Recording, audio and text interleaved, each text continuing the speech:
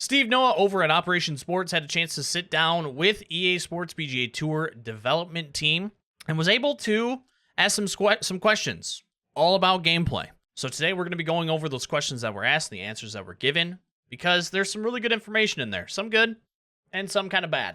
But first, a message from today's video sponsor, which is me. I'm the sponsor. Over on Twitch, I play a wide range of games, not just sports, wide range of games. And yesterday, I started playing through Hogwarts Legacy.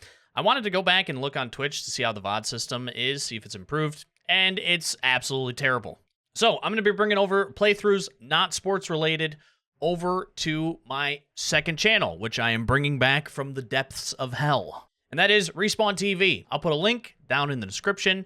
And the first new videos that are going to be coming to the second channel are going to be that Hogwarts Legacy playthrough. So if you're interested in seeing any other of my content that is not sports related, pop over to the second channel, Respawn TV. Drop a sub on it. I hope you enjoy the content.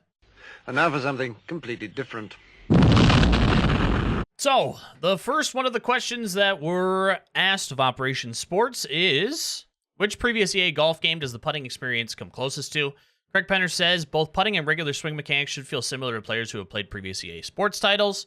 That's kind of a bummer. I wasn't really a big fan of EA's past golf titles. Their putting, like the way the mechanics worked for the putting. I wasn't a true fan of it, so having it similar, that's going to be like, we'll see. However, the improvements you'll notice are the new swing and putt meter visuals, which are now tightly integrated with the golfer swing animation. This allows you to feel and time your input according to the animation of your golfer swing, instead of solely watching a meter fill up in the UI. A little bit of a dig at 2K probably, but we'll just have to see how this works. I have to get my hands on it and actually use it. I wasn't always a big fan of the overall mechanics of EA's games, but who knows? Maybe they're better. How many camera angles are available, and are there any options of customizing them? So Craig also says 4 options for camera height, probably going to be very similar to 2K. 3 different camera packages for tracking the ball. Again, probably going to be very similar to EA. Follow cam, yep. Pro cam, that's behind your golfer. And then a broadcast camera. So just like 2K. Additionally, there's also a pre-shot zoom camera, just like 2K. It's probably going to be just a lot of that same cameras that you're used to in 2K. It's probably going to be in EA as well. Will the game have advanced shot shaping as an option for more challenging gameplay? For example, if I want to draw or fade the ball, will there be a requirement to move the analog stick on a diagonal axis for these shots? Something that quite a few people have been asking HB and 2K to do for their game. Craig says, yes, there are 2 options for shot shape input, so you can turn it off and on. So giving you the option to choose which one you want to do, that is also a big win. Good accessibility there. Off always requires a straight down up input. So just like in 2K's game. While on requires the backswing input to be directed down on an angle left or right, depending on the amount of desired shot shape. The improvement we made in this area is always to require the forward swing input finish in the top middle of the analog stick. That is actually very, very, very good. If you've watched any of my tutorial videos, one of them is like I always tell people to hold the stick down exactly straight. That should be your first step in your actual swing, because the stick automatically wants to return you to center. So having it so that the analog stick finishes at the top middle, if you're pulling it down left, the stick automatically wants to return to center, and it should be a little bit more of a natural finish to the top instead of you working against the stick at all times on your downswing. So I actually really, really like that. I'm interested to see how that plays out once I actually play the game. So that's good. I do like that. Although the on shot shaping setting is more challenging than off, our intention is to strictly to provide more immersive, authentic swing mechanic. Introducing additional challenge is just a byproduct of this, which makes sense. I mean, like I said, this is something that quite a few people have been asking, gameplay side for 2K to maybe think about doing. So we'll be able to see it in action with EA's game. Craig goes on to say, closely related to this is a new feature around shot shape preference. Every golfer now has a preferred shot shape, either draw or fade. Very true. That's kind of golf. Hitting shots with preferred shot shape provides an accuracy bonus, making it easier to execute the shot. So if you're somebody who favors a draw, hitting a draw, you get an accuracy bonus. I really like that. Our hope is that improvements like these encourage more players to use shot shaping and ultimately play more like a pro. I couldn't agree more. That is a very cool feature. I do like that because there is preferred shot shaping for every single golfer, for every single pro.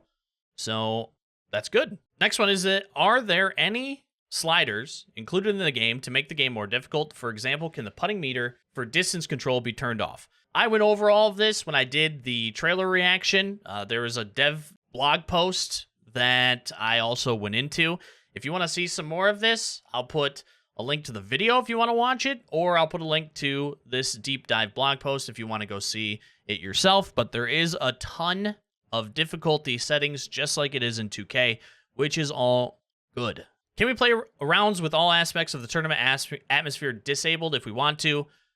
Pretty standard for a golf game, I guess, at this point. Craig says yes. There is a setting for crowds that can be toggled off. So, okay, that's good. Is there a database of various swings to choose from your created player? If so, how many? This is huge. Yes. Players have 12 different swing animations to choose from, 7 male and 5 female. Something that a lot of people, including myself, has been asking out of 2K to maybe think about doing. Additional swing animations that you can choose from, a little bit of a library. And, yeah, EA has it. They have 12 different animations. 7 male, 5 female to choose from. That's very good and very big. So, I like that. Kudos for that. In career mode, if you're tied for first place at the end of a tournament, will there be a playoff? So now David comes in, lead producer, and he says, yes, playoffs if the user is tied at the end of the round in career mode. Again, pretty standard, so that's good. Will commentary have any progression with regards to how a season career is playing out? Now, Ben pops in, producer, Ben Ramsauer? Yes, we've recorded a bunch of content that highlights the performance of the user and the competition in the tournament the user is currently playing, how the user did the prior week, a look ahead at the upcoming schedule, and more. This is a big thing that I said with regards to career mode. Having a more in-depth presentation that immerses you in the action is good. Doing the stats, how'd they do last week? This is where the FedEx Cup standings are. This is how everybody else is playing currently, and, this is where, I don't know, this guy is, and this guy is. Like, immersing you in the actual tournament setting is good. Having a little bit more in-depth look at that. They might be able to use TrackMan as well for that, so I'm excited to see what they have. In general, we've recorded hundreds of hours of commentary and added on-course reporters to tell stories of the strategy and history of each course, describe shots and putts with immense detail, and ultimately enhance the immersive experience as if the user was watching a live golf broadcast. One thing, though, just reading that, one thing that always happens with commentary, I mean, it usually gets shut off pretty quickly, at least for me. So we'll have to see what they do. Hundreds of hours. I mean, I'm sure they recorded a ton. I'm just interested in how that plays off, especially when you play through a season, maybe go into your second. If you go into your second, it's just all the same stuff. Like, nothing changes. I can see that getting turned off, fairly quickly. Is progressive lighting included? What about various types of weather conditions that affect course conditions? So we have 3 times a day for each course to be played, morning, midday, and late afternoon. It seems like, as they kind of skirted around this question. So I'm guessing what people are asking, progressive lighting. I'm sure that they're asking, like, if I start in the morning, do I finish in the midday? Maybe they just didn't answer the question, or maybe it's just not in there because they just say morning, midday, late afternoon, kind of like 2K has, where they have like a few options to choose from and you maybe just stay there. I don't know. We'll see. If you start in the morning, do you finish midday? Start in midday, do you finish late afternoon? We'll have to see. Weather conditions are not part of launch, so no weather conditions will not affect gameplay. They do say that they're not part of launch, so maybe that is something that they will look to bring post-launch. We'll see. This question relates to the aim marker and what effect it has on swing mechanics. In previous EA golf games, it has been far too easy to dial in distance because the adjustment of the aim marker has always shortened the backswing length automatically to suit the new yardage. This is very true. Any chance of leaving it up to the player to make the judgment on when to start the transition from backswing to downswing, rather than it being capped by the marker's adjusted position? What design choice have you chosen for EA Sports PGA Tour? What a phenomenal question. I don't know who in the community submitted this, but that is a very good question. And Craig pops in and says, good question. I agree, Craig. Requiring distance be controlled through partial shots is something we considered and prototyped during the game's development. However, one of the things we discovered through this experimentation is that it made distance control on short game shots like chips disproportionately difficult when compared to the rest of gameplay. which I do agree. That's something that 2K is dealing with now, I would say. I don't know what the solution to that is, but I mean, I do agree with that statement overall.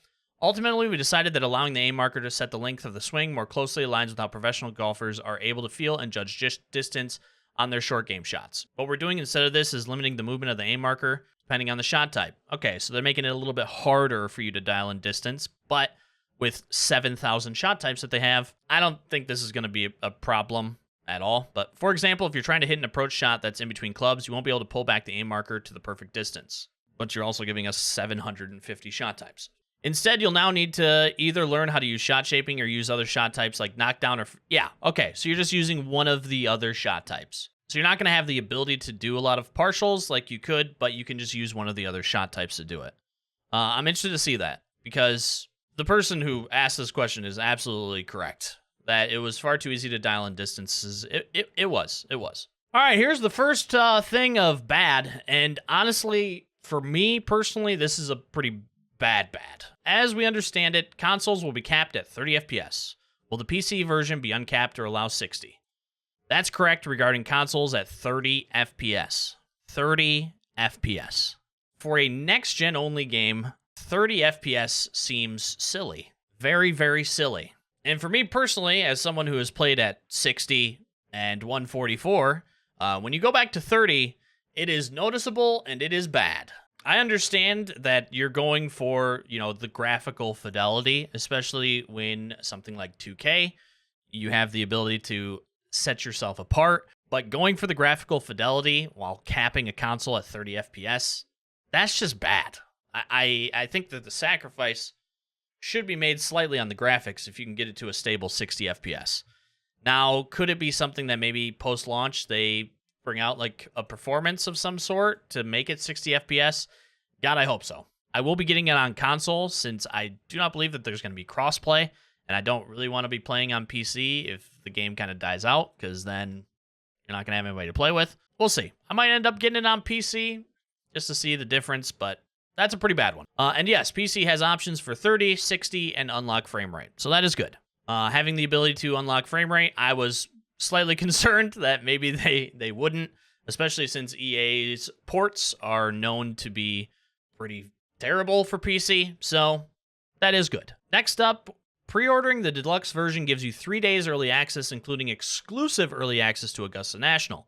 Does that mean standard edition users will need to wait for Augusta to be released at a later date, or are we reading too much into it? This is a great question, because I had the same exact question, because the wording on their deluxe editions was awful. So, Craig says, both standard and deluxe editions include our complete roster of 30 world-class courses, including Augusta National and the Road to the Masters content at launch.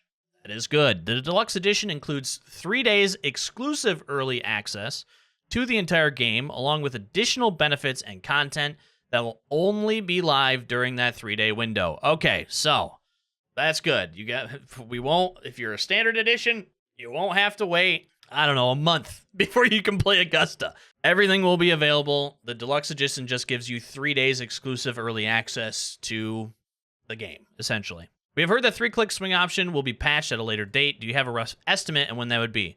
3-click is really important for the players. It is. There's a very large player base that uses 3-click and enjoys 3-click. It's a good accessibility option as well. So an early title update is the planned release. So an early title update. What does that mean?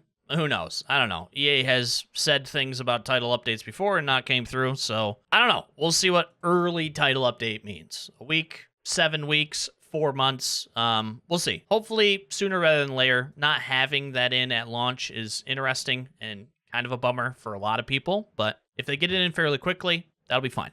We appreciate your time for the interview. Is there anything else gameplay related you would like to add? Craig says I could probably fill a couple more interviews just talking about gameplay, but if I had to pick one thing I'm most excited about, it's the 20 shot types that we're introducing into this game. Yes, shot types are not a new concept to golf games, but with 20, we're crossing a threshold where now you have a decision to make every time you step to the ball. For example, instead of just grabbing your driver when you're on the tee, you now have to decide whether to hit a standard drive, power drive, if you want to trade accuracy for distance, or a stinger if you need to keep the ball out of the wind and get into the ground running. I'm really looking forward to everyone getting to know these shot types, learning more about the game of golf, and ultimately having fun feeling like a professional golfer. So I've said this before about the shot types. The shot types are very good. Like, that's good to have, 20. Do you need 20? Probably not, but you have 20, which is good. The thing is like 2K you can do almost all of them, except for like 2 of them. So you can do all of them in game, you just have to use the actual shot shaping to do it. What EA is going to be doing better is the accessibility. Not everybody knows what a stinger is. Not everybody knows what a splash shot is. Not everybody knows what these different shot types are. Power drive, standard drive, Texas wedge. So having them actually listed will make the game feel a lot more accessible, especially to people who do not know golf games, for one, do not know the game of golf, for two. So having these is nice. Is it needed for accessibility to the game of golf? I would say, yeah, probably. But we'll see how it plays out with like actually getting on the course. Having 20, is that going to make the game a little bit too easy? I don't know. We'll see. Oh, and that was the last question. Here's all the pre-order stuff if you want to pre-order it, and this is what you get. But yeah, this was a good set of questions that was put in by Operation Sports and the community of Operation Sports. I'll put a link to this article down below if you want to check it out. Let me know what you think of the questions and the answers. How excited are you? I mean, I'm pretty excited for this game to release, and we'll see what they have. If the gameplay is good, I'm in all the way. I am absolutely in. If the gameplay's there, I'm ready to go. Well, thanks so much for watching today. I greatly appreciate you. Leave a like on the video if you enjoyed this video. Subscribe to the channel to stay up to date with EA Sports PGA Tour, PGA 2K, pretty much anything sports related. Sub to the channel. Stay up to date with all of that. And again, if you want to see other content not related to sports, please go check out the second channel. Sub to it if you want to see other stuff from me. And I will catch you on the next one.